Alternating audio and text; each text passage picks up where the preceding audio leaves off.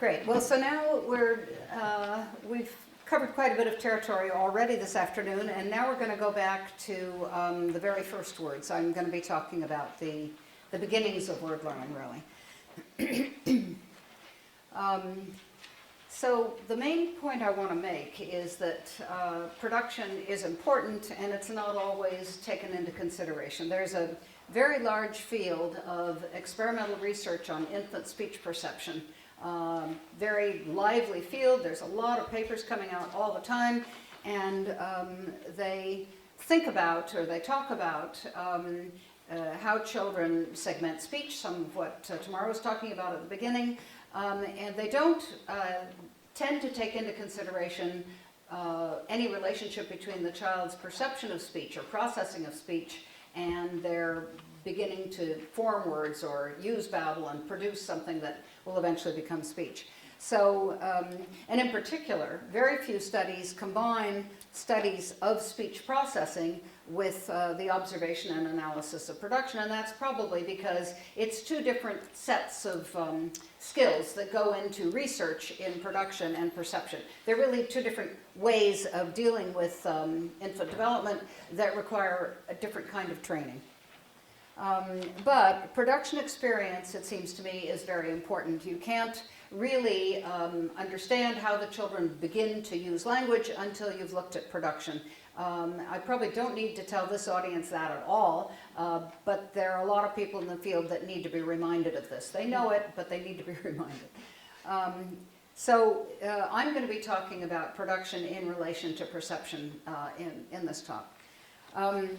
And I also suggest that at the very end of the first year, when infants begin babbling more and more and producing words that are coming out of their babbling practice, that probably has something to do with a shift from learning a lot about language just by letting it go by, so to speak, without focusing in, but just hearing, being immersed in language, and doing what we call distributional learning, that is, picking up the patterns, the sequential patterns of the language that you're hearing without necessarily attending to it. You learn quite a bit about the intonation patterns of your language, about the sequences that are common in your language. It may not be common in another language, but what is your language like? So you gain familiarity with the sound of your language through what we call distributional learning. And attention very gradually begins to be, the child begins to bring attention to bear on language towards the end of the first year and going into the second year. And we've heard quite a bit about that in the previous talks. So I think that as the child begins to produce speech, it gives them it gives them something that helps them to focus on bits of the speech they're hearing. And that's going to be my general point of view. So I'll come back to this point later. So I'm going to be focusing on two aspects of word form learning, which I've been studying for 20 or 30 years now. And I finally now have some experimental evidence to support the ideas that I started talking about in the mid-'80s. So it's been a long time, but I'm happy to have gotten to a point where some of the evidence is available. So the first thing is what I call the articulatory filter. I'll explain what I mean by that. And then it's how children begin to form something like the beginnings of a phonological system or something more systematic in the way they produce speech and at the same time begin to be less accurate in their productions. That's a regular process that we see in most children. So in both of these cases, the fact that the child is now producing something language-like affects the way they take in speech. So there's input, right? There's the speech addressed to the child, and then there's intake, what the child gets out of what they're hearing. And so I think that production affects the intake from the speech stream. But these are two different sort of levels of knowledge, and they work in slightly different ways, as you'll see. So in a famous paper, very, very widely cited paper by Charles Ferguson, whom I worked with for many years at Stanford when I was first doing research in child language, and a colleague of his, Carol Farwell, or student of his really, they said, it's very surprising to see, looking at in detail at 3 children, how accurate the very first words are. They're actually not that bad. They're pretty close to what the adult targets look like. And that presumably is because the children don't attempt to say just any old thing. They attempt to say things that are quite simple. So the first words that children aim at, the first targets, are very simple in themselves. And so then the children don't have to simplify them very much to fit their rather simple capacities. And in fact, there's been loads of work since then in many different languages showing that the children's very first word forms in any language you look at tend to be pretty accurate. They're missing a consonant here or a vowel there. Maybe they drop a syllable sometimes, but they don't move the segments around. They don't make the kinds of rather wild or radical changes that you see a little bit later. And I'll give you illustrations of both these types of words. In a paper with Vihman that I published recently, we showed the 5 or 6 first words of, I think, 48 children learning 10 different languages. And in general, you could see that there was this kind of relationship where the first words are quite simple, but so are the targets, and the children get them close to right. Okay, so I'll give you a couple of examples. I'm just going to take German and French examples for fun. So these are, let's go beyond English for a bit. So here is a child who was rather precocious. So between 8 and 10 months, she had her very first words, and here they are. So we have mama, produced as mama, papa, produced as baba, peep peep, the sound a mouse makes, probably with a little high pitch. I expect it's beep beep, probably. And she says peep peep. And then Teddy is dede. And das da, that one there, is data. Okay, so they're pretty close to the adult form and very simple, all reduplicated. And here's a French child. Now he's got somewhat more complex looking forms, and they aren't all that similar to each other as Annalena's were. He's the 10-month-old child. These are the very first words recorded in a longitudinal set of observational studies. So for allo, which is what you say on the telephone, he says hailo or allo. Donne-le, give it. When you put your hand out, and the child does an exchange routine. And so for donne-le, he says de or dle. Very interesting that he's using an L. Actually, his name isn't Laurent, but it does start with an L, and he's picked up on the L, which is very, very common in French. Lolo is a baby talk word for bottle, and he says yo-yo. And then we have non, as pronounced as ne. And tien, which he says ta. Okay, ta isn't so close to tien, but it's not that different either. So these are all very simple, frequently heard words, but also very simple in form, and the child is getting them more or less right. So when Ferguson and Farwell first published this paper, people were kind of shocked, like, what, you're trying to tell me that children pick words to say on the basis of the way they sound? That seemed ridiculous. Children pick words to say on the basis of what's interesting, right? What's exciting in their lives. But of course there are lots of things that are interesting to a 1-year-old, and there are lots of things that are heard over and over and over again. So there's a lot of frequent words in the input. And which ones do the children first say? Well, they say these rather simple target words. And it looks as if they are selecting words to say on the basis of the way they sound. And so that, people were kind of struggling with that. It now is fully accepted, but it seemed a real shock at the time. And Vihman suggested that children must be quite sophisticated in a way because they know what they don't know, and so they avoid saying things that are too hard for them. It's as if they set aside the things that they can't. Maybe orange juice would be too hard, for example, but something else like baba for bottle or wawa for water would be simple enough. So that was her suggestion, and that seemed to suggest that the children knew a lot about what they don't know, which bothered me in the 80s. I thought, that can't be right. It didn't seem right to me.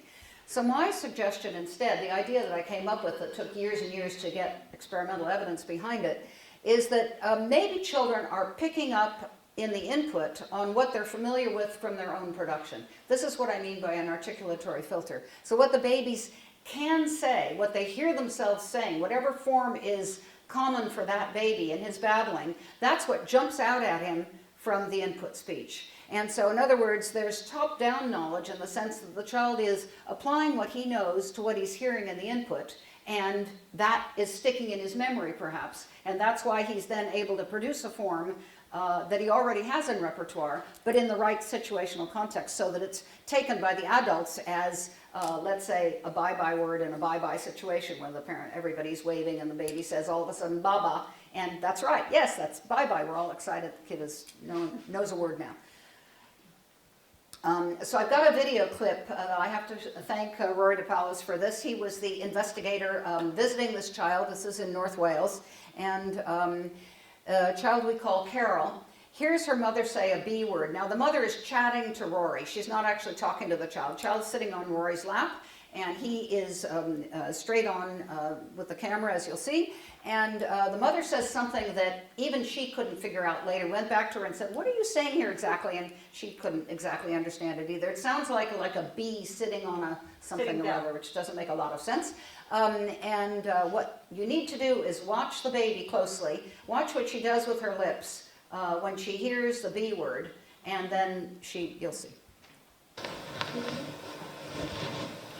Mummy! Next time, probably none of them probably fit her. She's probably grown. Like a beast sitting down.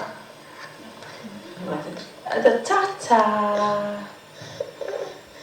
Okay, if anybody can figure out what the mom said, you need to tell me later. So we've been playing this for about 10 years and nobody understands it. All right, so what you see there is, it's a beautiful illustration. You couldn't plan such a thing where the baby hears a B. Clearly there's a little connect in the baby's head. B, I know B, I can do B, and she makes a B. And then saying a B reminds her, I know a B word.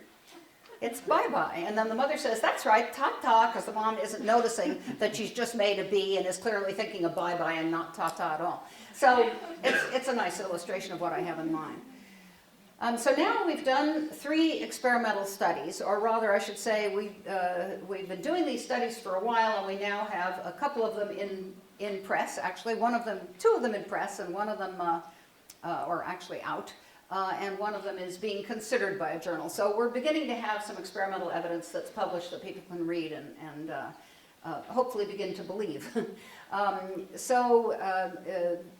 going to talk about 2 of these studies. One of them is looking at isolated word lists. So the child is listening to a list of words using the head-turn paradigm that Tamar happily described to you this morning, so I don't have to go through that again. And the other one, the child is listening to sentences in a little passage. And so I'll tell you about each of these. I'll tell you about these 2 studies together. So what we did, and this is why it's a combined production and perception study, we recorded the baby in the home, week in, week out, or else either every month or every 2 weeks or every week, and got a half-hour recording of the baby playing with the mom, free play. And then, and I guess Rory's done a lot of this work, you then try to transcribe very quickly roughly what the baby was producing. And then you count how many consonants, or we call them vocal motor schemes. So in other words, a pattern that the child can repeat fairly consistently. How many consonants does the child use regularly from one session to the next? Actually, we're looking for the child having either 1 or, as it turns out, some of them have 2 consonants that they produce at least 10 times in 2 or 3 successive sessions, or up to 50 times in one session. So we're looking for stable production of a consonant, or maybe 2 consonants, and that's as much as you get at 10, 11, 12 months. They don't have lots of consonants. The English study involves 18 children. The Italian study, which is a replication, involved 26 children. And then we tested them in the same head-turn procedure that Tamar talked about earlier. And again, it's one with 3 bits. Tamar warned us that those are hard to interpret, and they are a little bit, but we got results that we more or less can interpret here. So we had what we call own vocal motor scheme. That is, the child is listening to a list of words or a set of sentences that are packed with P and B, if the child is doing labial sounds. So a series of P and B words, either in a sentence or in isolation, and then other VMS, so somebody else's frequently used sounds. So that might be TD or it might be KG if the child does PB and doesn't do those other sounds. And then a third list which has F and V, which are sounds that babies never do frequently in this period. I've never seen a baby at 10 or 11 months who has FV as one of their main consonants they produce repeatedly. So it's own, other, or one that babies don't tend to babble. Either embedded in a word list, that was the Italian study, or in a short passage with several sentences, each of which has a word packed with these consonants once or twice.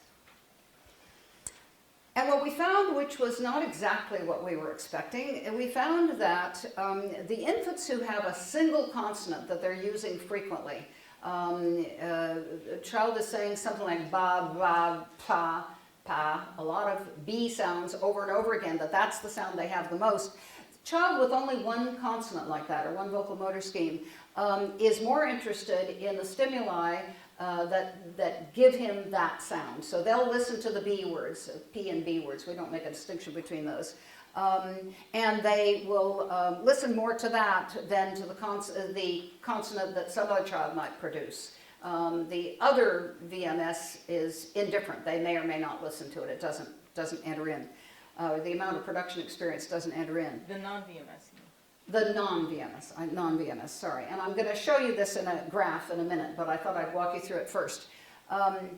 What the surprise was, so that was the expected result, right? We expected children to look more at the consonants that are in their repertoire. And all children had one that's in repertoire to listen to and one that is not in repertoire. But what we found out is that the children who have at least two vocal motor schemes, so we weren't able to get them back in the lab fast enough to test them before they developed a second consonant. Some kids, this happens within a week. It can change very quickly. Those children who've got at least two vocal motor schemes are more interested in the one that they don't have at all. So if they've got PB and also TD, they'd rather listen to KG, a sound that they haven't figured out how to produce yet. They're not producing. So that really, that turned out to be quite a solid result. It was not exactly what we expected, but it does indicate an effect of the kinds of sounds you're making on the way you're processing speech. And so here's the graph. So here you have, Here you have children with a single vocal motor scheme listening to their own vocal motor scheme more than, it's really hard to do this, more than listening to other. And here's the Italian, same result. Children with a single vocal motor scheme, I better do it with my fingers, I guess. Yeah, I don't know how to use that. Italian children with a single vocal motor scheme are also listening more to their own than to other. And then the brown lines, this is English, children with more than one vocal motor scheme, and you can see that they're listening more to what they don't have, and that's a significant effect. The only one that's not significant is this one. And the Italian children with more than one consonant are doing the same. What you can see is that the pattern is exactly the same in the replication in Italy with a larger number of children. What you may notice, and this is another surprise, we weren't anticipating it, is the Italian children are listening. This is the different conditions. This is the looking time in seconds over here along this axis. And what you see is the Italian children are listening a lot longer than the English-speaking kids. And the reason probably is because they're listening to a word list. They're not listening to sentences. So it sort of relates back to what Tamar was saying early on. Those words that are coming one at a time hold their attention a little bit better. They're not easily able to process sentences with the words packed inside them, and maybe it gets the PB effect that's interesting to them, gets overwritten by the words that come next, something like that. That's our interpretation anyway. Okay, so this is is that clear enough? Get the experimental effect. So the experiments, as usual, when you run an experiment, it doesn't come out exactly the way you think. You know, it's not bang, there's the articulatory filter just the way I predicted, but there is an effect of the way children are producing, the kinds of vocal patterns they have in repertoire on the way that they process speech. And this comes as a big surprise to the speech perception community. I think they weren't really expecting that. They've been rather resistant to it.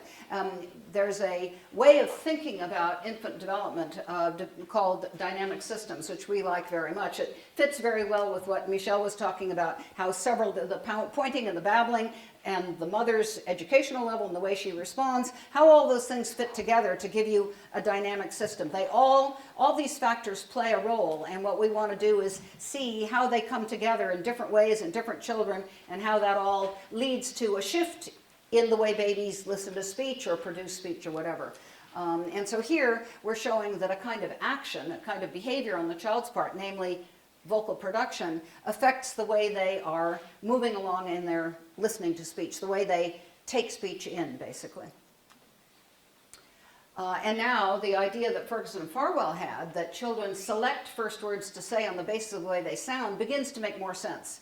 It's not that they're screening out what they don't know deliberately, so to speak, but rather that what they do know has an impact on them because they already know it, because it's familiar. And then, of course, once they've already got a sound that they can do quite regularly, apparently they're now ready to start learning new sounds. When they've got at least 2 different sounds in repertoire, 2 different consonants in repertoire, they say, oh, there's lots of things out there, let's listen to something that we're not familiar with. Something like that. Okay, so here's a pathway from vocal practice to first words. The baby starts out with his own babbling experience. That makes some aspects of the input speech. What does that mean? That I've done 20 minutes. Okay, thank you. It's called 10 more. Some aspects of the input speech now takes on a special salience because the baby is familiar with some sounds that the parents are using in words. That prompts the choice of first words to say. Now, once the children have a few words, then they've got a small expressive lexicon, then what we see is that children seem to generalize on the basis of the words they know. They pick up a pattern and begin to overuse that pattern. So they take words that aren't so simple and they impose a pattern on it. And I'll illustrate that with the same 2 children in a minute. So this could either be, you can think of it as a procedural routine. The child has a motor routine for doing words like nana, baba, dada, as we saw in Annalena. And then she begins to apply that to words that don't have that pattern. They don't ever start that way. They don't start by picking words and changing them radically, but they move to that once they have a set of words that are familiar to them, a pattern that's familiar to them. Or you can think of it as distributional learning. That is, they've picked up the patterns in the input and they've generalized that and now they're applying it to other words. So let's see some examples. Right, so the idea is that these forms which are familiar support memory for new words. So now the child has a word that they have just heard that's kind of new, it's a little bit difficult, and they assimilate it to a pattern they already know, and that makes it easier to remember. That's one possible interpretation. And also, production, and this relates to what Sarah was saying earlier, if a child is able to produce a word form, then of course producing new words using that form is going to be easier. So there's a couple of different ways in which having something well placed in repertoire and a little collection of words is going to help you to do more word learning. Right, so here's Annalena again. So you can see that she now has words that are less accurate. So she's got Nana for her own name, Annalena, which has Nana in it in a way, but you have to go looking for it. She's got Kikiriki, Kiki for Kikiriki, that makes sense. Vava for Vau Vau, Baba for Bauch, which is quite radically different from the adult form. She's got Dada for Tag, which is also quite different. And then Zahnbürste, she says Nana. Okay, it's gone on an end in it, but she's totally turned it around. This is what I mean by not very accurate, making a radical change to fit your own pattern. And here's the French child again. And so he's got bala for bal, ballon for ballon, that's correct, or accurate, cola for canard, bolo for chapeau, and so on. So you can see here he's doing rather radical things using an L in the middle of a word, which is what he likes to do, consonant, vowel, L, vowel. So we call these phonological templates, when the child has a pattern that he's using and he's over-applying it. He's applying it to words that don't fit his pattern. It's typically an extension of either babble or early words, or probably both. What you see is that the child's words come to be more like one another. They come to resemble one another, and they're less accurate. So the child is doing worse in terms of matching the adult form, but he's beginning to remember more words and be able to produce more words. And of course, it's a dip. It's what we call the U-shaped curve. They start out pretty accurate, they get less accurate, and then gradually they'll come back to being able to match the adult form again. This is just one more example. I won't go through it, but this is a child with an consonant vowel pattern, and the word micro, which is microphone, she says ajo 13 times. Ajo isn't a lot like micro, but it fits her other words. So she has año as alo, elephant as afo, and so on. So she's got a pattern here. So it looks as if the way children are remembering or representing words is rather holistic here. So they're remembering the gist of a word. It's got a fricative sound in it, or it's got the same consonant twice, or something like that. They're not remembering all of the detail.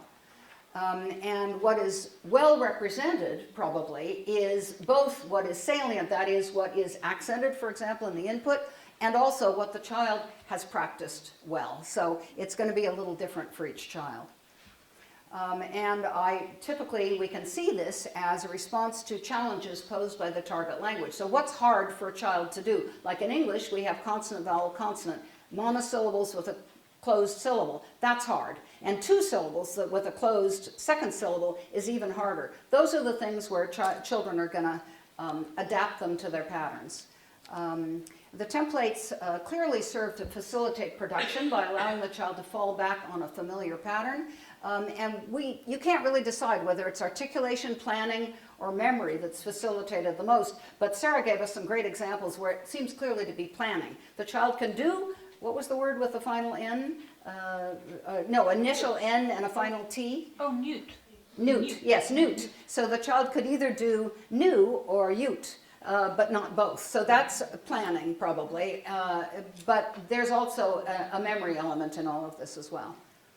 And the representation, the way children remember words, is surely unstable. It's not that the child either has or doesn't have a representation of a word. A child has a representation of a word that may be strong if they've just heard it, strong if they're looking at something that's frequently labeled with that word, weaker if they're trying to remember, how do you say doggy so that I can tell mom that I want to get the doggy to come in again because I want to see that doggy.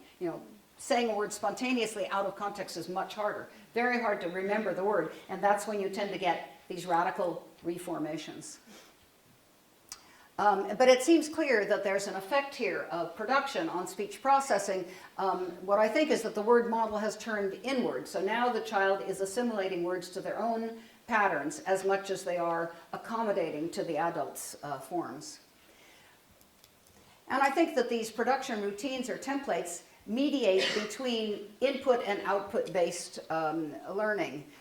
So first, the child has distributional learning in the early months of listening to language, picking up first the melody of language and then the particular patterns that are typical. And there's lots of studies showing that there's big progress over the first year in that respect. A lot of distributional learning, which is implicit, incidental learning actually. And then the child begins producing forms, word forms, and they're also hearing themselves. And so that's part of their input, and they become very familiar with the patterns that they produce in babbling and then in first words. And then the distributional learning operates again over the small vocabulary that they've now got in production. And of course, the templates are going to fade as the child begins to listen again to the input more carefully and readjust once they're sufficiently familiar with word learning. And I'm on my last slide, it makes you happy. The experimental effects that I've been talking about, I think, are pretty good evidence that there is a role for production in the way children process speech. And that has been hard to come by. As I said, it took us a long time. And I think one reason may be because people would rather collect a parental report than actually listen to children, record children, and then transcribe, which takes a lot of time. Although you've seen a lot of examples of that kind of work today. But I think there's now probably enough findings out there so that people are going to have to pay attention to production. And that's been a long-term goal of mine, so I'm happy about that. Thank you.